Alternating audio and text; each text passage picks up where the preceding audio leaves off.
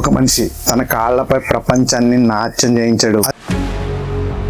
అదే ప్రపంచం అతను ఒక సైకోలా, ఒక వింత జీవిలా చూసింది. అతను అబ్బాయి కాదు, అమ్మాయి. నలుపు రంగు ఇష్టం లేక చర్మాన్ని బ్లీచ్ చేసుకున్నాడు. ముఖం నిండా 200 ప్లాస్టిక్ సర్జరీలు. చావు భయంతో ఆక్సిజన్ ఛాంబర్ లో పడుకునేవాడు. ఆఖరికి 2009లో ఆయన చనిపోలేదు. ప్రపంచాన్ని నమ్మించి ఎక్కడో బతికే ఉన్నాడు. పాప్ సామ్రాజ్యానికి రారాజు మైకేల్ జాక్సన్ గురించి మనం చిన్నప్పటి నుంచి వింటున్న ఈ క్రేజీ కథల్లో నిజమేంటి, ఏది అబద్ధం, ఒక లెజెండ్ మీద ఎన్నో దశాబ్దాలుగా జరుగుతున్న కుట్ర ఏంటి, ఈ రోజు ఆధారాలతో సహా మిస్టరీని డీకోడ్ చేద్దాం. పాప్ సామ్రాజ్యానికి రారాజు మైకేల్ జాక్సన్.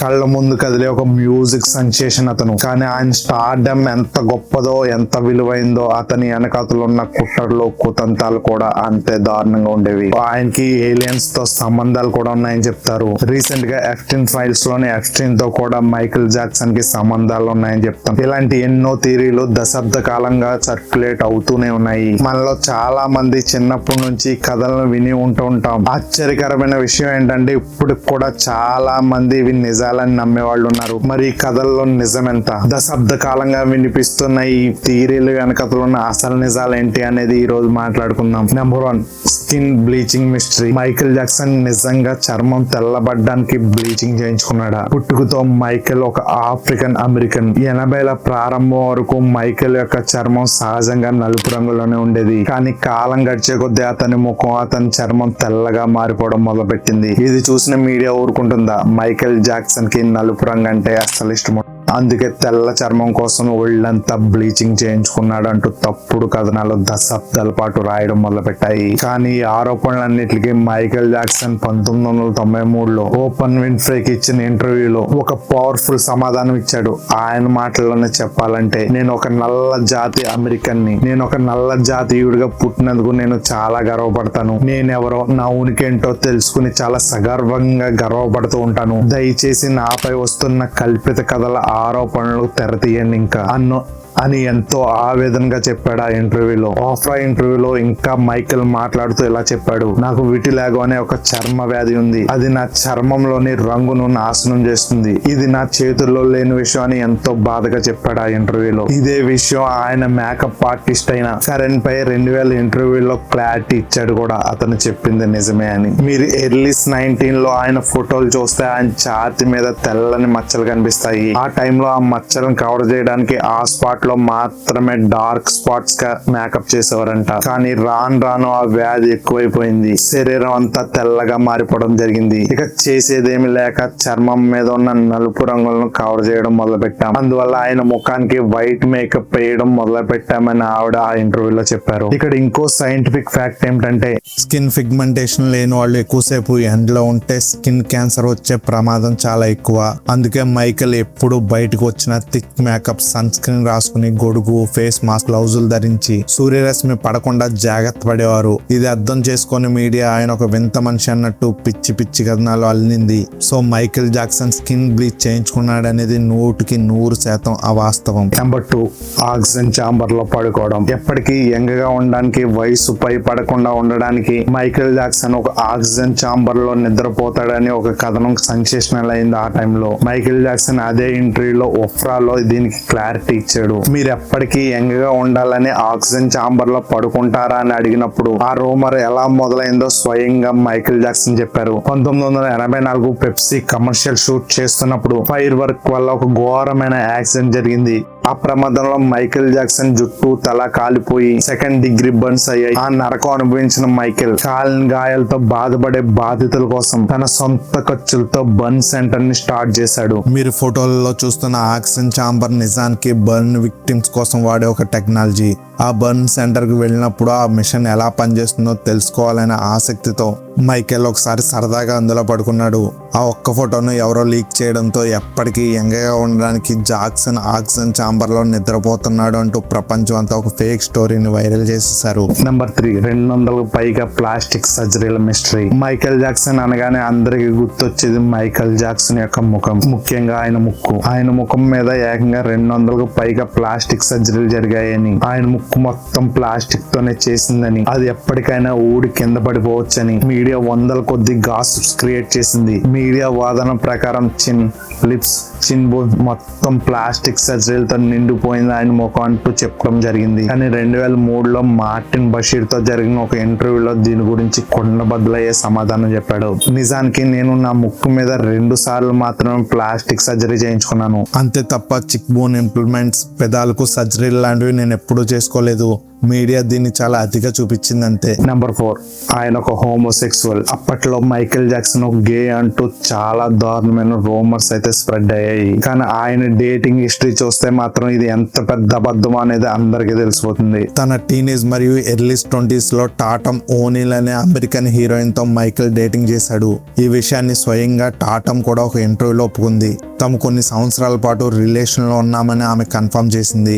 ఇక ఆ తర్వాత king of rock and roll Elvis Presley కూతురైన లీసా మెరీ ప్రెస్లీని పెళ్లి చేసుకున్నాడు. ఆమె తర్వాత డెబ్యూరోని సెకండ్ మ్యారేజ్ చేసుకుంది. వీళ్ళిద్దరూ కూడా చాలా ఇంటర్వ్యూలో మైకేల్ గే అని మీడియాలో వస్తున్న వార్తల్లో ఎలాంటి నిజం లేదని, అవన్నీ ఫేక్ న్యూస్ అని కొట్టిపారేశారు. వీళ్లే కాకుండా మైకేల్ ఎంతో మంది సెలబ్రిటీలతో డేటింగ్ చేస్తున్నట్టు వార్తలున్నాయి. కానీ ఆయనతో సన్నిహితంగా ఉన్న వాళ్ళలో ఎవరూ కూడా ఆయన గే అని కన్ఫర్మ్ చేయలేదు. అదొక చెత్త రూమర్ అని తేల్చేశారు. Number 5, 2009 death mystery. Michael Jackson ఇంకా బతికే ఉన్నాడని చెప్తారు. 2009 జూన్ 5 కోట్ల మంది సంగీత ప్రియుల యొక్క గుండె ఆగిన రోజు అది. కాలిఫోర్నియాలోని లాస్ ఏంజల్స్ ఆసుపత్రిలో తన 50 ఏట మైకేల్ జాక్సన్ తుది శ్వాస విడిచారు. కానీ ఫ్యాన్స్ ఈ చేదు నిజాన్ని అస్సలు జీర్ణించుకోలేకపోయారు. చాలా మంది ఇది ఒక అబద్ధం అని నమ్మారు. ఆ కన్ఫ్యూజన్ లో ఉన్నప్పుడే కరెక్ట్గా 2 నెలల తర్వాత, అంటే ఆగస్టు 25, 2009 యూట్యూబ్ లో ఒక అజ్ఞాత అకౌంట్ నుంచి ఒక వీడియో డ్రాప్ అయింది. ఆ వీడియోలో ఏముందంటే అచ్చం మైకేల్ జాక్సన్ లానే ఉన్న ఒక వ్యక్తి అంబులెన్స్ నుంచి దిగి చాలా క్యాజువల్ గా నడుచుకుంటూ ఒక బిల్డింగ్ లోపలికి వెళ్తున్నాడు. అంతే, ఇంటర్నెట్ షేక్ అయిపోయింది. ఆ రోజుల్లోనే ఆ వీడియోకి ఒక్క రోజులోనే దాదాపుగా 9 లక్షల వ్యూస్ వచ్చాయి. వీడియో అప్లోడ్ అయిన మరుసటి రోజే ఆ అకౌంట్, ఆ వీడియో 2 డిలీట్ అయిపోయాయి. కానీ అప్పటికే జరగాల్సిన డ్యామేజ్ జరిగిపోయింది. ప్రపంచం అంతా ఆ వీడియో స్ప్రెడ్ అయిపోయింది. ఇక అప్పుడు మొదలయ్యాయి అసలు థియరీలు, అప్పుల బాధలు, కోర్టు కేసులు, తనను సైకోలో చూపిస్తున్న మీడియా టార్చర్ తట్టుకోలేక జనాల కళ్ళు కప్పి తన చావును తానే ఫేక్ చేసి మైకేల్ జాక్సన్ ఎక్కడికో పారిపోయాడంటూ ఫ్యాన్స్ గట్టిగా నమ్మడం మొదలుపెట్టారు. కానీ ఇక్కడే ఒక మైండ్ బ్లాక్ అయ్యే ట్విస్ట్ ఉంది. కొన్ని రోజుల తర్వాత జర్మనీకి చెందిన RTL అనే ఒక టీవీ ఛానల్ వాళ్ళు ఈ వీడియో అనుకున్న అసలు నిజాన్ని బయటపెట్టారు. ప్రపంచంలో ఫేక్ న్యూస్ ఎంత వేగంగా స్ప్రెడ్ అవుతుందో నిరూపించడానికి ఒక ఎక్స్పెరిమెంట్ లాగా మేమే కావాలని ఆ ఫేక్ వీడియోని షూట్ చేసి అప్లోడ్ చేసామని చెప్పారు. దీంతో ఆ అంబులెన్స్ వీడియో అనుకున్న మిస్టరీ విడిపోయింది. కానీ జనాలు ఊరుకుంటారా? ఇవే కాదు, మైకేల్ జాక్సన్ తన సొంత అంత్యక్రియలకు తానే ఒక మారు వేషంలో, అంటే ఒక లేడీ గెటప్ లో అటెండ్ అయ్యాడని ఒక థియరీ పుట్టుకొచ్చింది. అలాగే ఆయన చనిపోయాక డేవ్ అనే ఒక బర్న్ విక్టిమ్ కాలిన గాయాల బాధ మైకేల్ తన ఒక ఫ్రెండ్ అని చెప్తూ ఒక ఇంటర్వ్యూ ఇచ్చాడు. ఆ ఇంటర్వ్యూ చూసిన వాళ్ళు ఆ డేవ్ మరెవరో కాదు, స్వయంగా మైకేల్ జాక్సన్ అలా మారు వేషంలో వచ్చి ఇంటర్వ్యూ ఇచ్చాడంటూ నమ్మడం మొదలుపెట్టారు. ఇలా ఆయన బతికే ఉన్నాడంటూ ఎన్నో పిచ్చి పిచ్చి క్రేజీ థియరీలు ఇప్పటికీ ఇంటర్నెట్ లో చక్కర్లు కొడుతూనే ఉన్నాయి. కానీ వాస్తవం ఏంటంటే పాప్ సామ్రాజ్యపు రారాజు ఇక లేరు. ఆయన మిగిల్చిన సంగీతం, ఆయన అడుగుజాడలు మాత్రమే మనతో ఉన్నాయి. ఆ ఇంటర్వ్యూలో మాట్లాడుతున్న డేవ్ వాయిస్ వింటే ఎవరైనా షాక్ అవ్వాల్సిందే.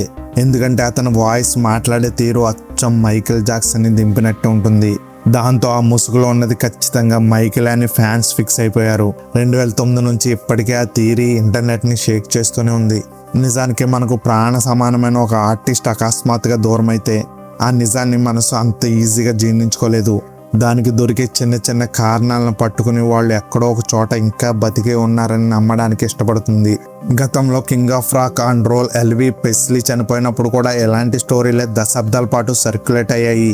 ఇక చరిత్రలో ఎవరికీ సాధ్యం కానీ కనీవిని ఎరగని స్టార్డమ్ చూసిన మైకేల్ జాక్సన్ లాంటి వ్యక్తి విషయంలో ఇలాంటి కాన్స్పిరసీ థియరీలు పుట్టుకురావడంలో ఆశ్చర్యం లేదు. ఈ రోమస్ మిస్టరీలన్నీ ఒక నిజాన్ని మాత్రం బలంగా చెప్తున్నాయి. మైకేల్ జాక్సన్ కేవలం సింగర్ కాదు, డాన్సర్ కాదు, is a global cultural force. ఆ ప్రపంచాన్ని అర్థం చేసుకోలేని వాళ్ళు ఆయన్ని ఎలాగైనా ఆపాలని పనిగట్టుకుని దశాబ్దాల పాటు ఇలాంటి ఫేక్ స్టోరీస్ క్రియేట్ చేస్తూనే వచ్చారు. కానీ ఎవరెన్ని అబద్ధాలు ప్రచారం చేసినా మనం చేయాల్సింది అపోహలను ప్రశ్నించడం, నిజాలను బయట పెట్టడం. ఈ వివాదాలు, ఈ థియరీలు మైకేల్ జాక్సన్ యొక్క హవాను చెరిపివేయలేవు. ఆయన మ్యూజిక్, ఆయన డాన్స్, ఆయన ఆర్ట్ ఎప్పటికీ సజీవంగానే మిగిలి ఉండిపోతాయి. మైకేల్ జాక్సన్ జీవితం చూస్తే ఒక పచ్చి నిజం అర్థమవుతుంది. ఒక మనిషి ఎంత ఎత్తుగా ఎదిగితే సమాజం అతన్ని అంత కిందకి లాగడానికి ట్రై చేస్తుంది. తనకి విటిలాగో అనే చర్మ వ్యాధి వచ్చి చర్మం తెల్లబడుతుంటే తెల్లగా మారాలని చర్మం అంతా బ్లీచ్ చేయించుకున్నాడని వాదనలు వినిపించాయి. యాక్సిడెంట్ అయ్యి తల కాలిపోయి ఆక్సిజన్ ఛాంబర్ లో పడుకుంటే యంగగా ఉండాలని ఆక్సిజన్ ఛాంబర్ లో పడుకుంటున్నాడని కథనాలు రాశారు.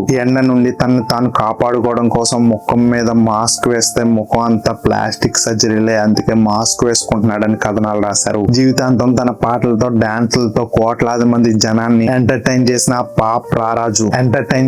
పాప్ రారాజుకి లోపల మాత్రం ఎవరికీ చెప్పుకోలేని ఒంటరితనాన్ని, నరకాన్ని అనుభవించాడు. ఆయనపై వేసిన నిందలు, మీడియా చేసిన టార్చర్ ఆయన బతికొండగానే సగం చంపేశాయి. ఫేక్ న్యూస్ లో మనిషిని ఎంతలా నాశనం చేస్తాయో చెప్పడానికి మైకేల్ జాక్సన్ జీవితం ఒక ఉదాహరణ. ఈ రోజు ఆయన మన మధ్య లేకపోవచ్చు, కానీ ఎవరు అర్థం చేసుకోలేని ఆయన ఒంటరి పోరాటం, అనుభవించిన ఆ వేదన, వదిలి వెళ్ళిన ఆ సంగీతం, చరిత్ర ఉన్నంతకాలం ఒక శోకంలా మిగిలిపోతాయి. ద కింగ్ ఆఫ్ పాప్ ఇక లేరు, కానీ ఆయన లెగసీ మాత్రం ఎప్పటికీ బతికే ఉంటుంది. మరి మైకేల్ జాక్సన్ గురించి మీరు చిన్నప్పటి నుంచి విన్న అత్యంత క్రేజీ స్టోరీ ఏంటో కింద కామెంట్ సెక్షన్ లో నాతో పంచుకోండి. ఈ వీడియో మీకు నచ్చితే ఖచ్చితంగా లైక్ చేయండి, మీ ఫ్రెండ్స్ కి షేర్ చేయండి. ఇలాంటి మరిన్ని ఇంట్రెస్టింగ్ అండ్ మిస్టీరియస్ వీడియోల కోసం మన ఛానల్ని సబ్స్క్రైబ్ చేసుకోవడం మాత్రం మర్చిపోకండి. మళ్ళీ ఇంకో ఇంట్రెస్టింగ్ టాపిక్తో కలుద్దాం. Thanks for watching.